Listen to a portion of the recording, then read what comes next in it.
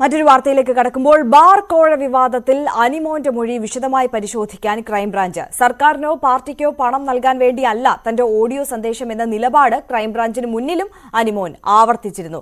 എന്നാൽ മന്ത്രിസഭാ യോഗത്തിൽ പങ്കെടുക്കുന്ന ചീഫ് സെക്രട്ടറി തന്നെ മദ്യനയത്തിൽ വിശദീകരണം നൽകിയത് പുതിയ ആയുധമാക്കുകയാണ് പ്രതിപക്ഷം. എക്സൈസ് മന്ത്രിയാകട്ടെ വിദേശയാത്രയിലാണ്. അന്വേഷണം കേന്ദ്ര ഏജൻസിക്ക് കൈമാറണമെന്ന ആവശ്യം BJP ഉന്നയിക്കുകയും ചെയ്തിരുന്നു.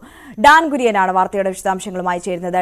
മദ്യനയം കഴിഞ്ഞ കുറച്ച് ദിവസങ്ങളായി ഇത് വലിയ വിവാദമാവുകയും ചർച്ചയാവുകയും ചെയ്യുന്ന വിഷയമാണ്. ഒരു വശത്ത് അന്വേഷണം പുരോഗമിക്കുന്നു, മറുവശത്ത് പ്രതിപക്ഷം കഴിഞ്ഞ ദിവസം ചീഫ് സെക്രട്ടറി പുറത്തിറക്കിയ പ്രസ്താവനയുമായി ബന്ധപ്പെട്ടിട്ട് അത് ആയുധമാക്കാനുള്ള നീക്കത്തിലേക്ക് കടക്കുന്നു. എങ്ങനെയാണ് ഈ വിഷയവുമായി ബന്ധപ്പെട്ടിട്ടുള്ള നിലവിലത്തെ സാഹചര്യം? സമഗ്രമായ വിവരങ്ങൾ.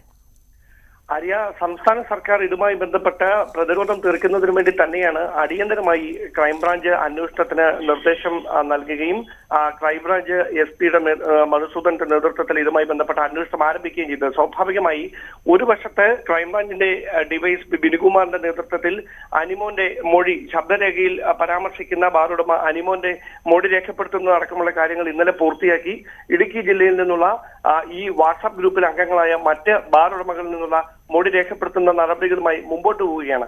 അതേസമയമാണ് ഇതുമായി ബന്ധപ്പെട്ട വിശദീകരണവുമായി സംസ്ഥാന ചീഫ് സെക്രട്ടറി തന്നെ രംഗത്തെത്തുന്നത് എന്നതാണ് ഏറ്റവും ശ്രദ്ധേയമായിട്ടുള്ള കാര്യം. അതായത് മദ്യനയം സംബന്ധിച്ച ചർച്ചകളൊന്നുമല്ല നടന്നിരിക്കുന്നത്, അതുമായി ബന്ധപ്പെട്ട കൂടിയാലോചനകളല്ല എന്ന വിശദീകരണവുമായി കഴിഞ്ഞ ദിവസം ടൂറിസം ഡയറക്ടർ രംഗത്തെത്തിയിരുന്നു. അതിന് പിന്നാലെയാണ് ഇപ്പോൾ ചീഫ് സെക്രട്ടറിയും ഇന്നലെ വിശദീകരണവുമായി രംഗത്തെത്തുന്ന ഒരു സാഹചര്യം ഉണ്ടായിരിക്കുന്നത്. സ്വാഭാവികമായി CPM അതിനെ സർക്കാരിന്റെ നയമല്ല, ഉദ്യോഗസ്ഥർ പറയുന്നത് ഉദ്യോഗസ്ഥരുമായി ബന്ധപ്പെട്ട കാര്യങ്ങളാണ്.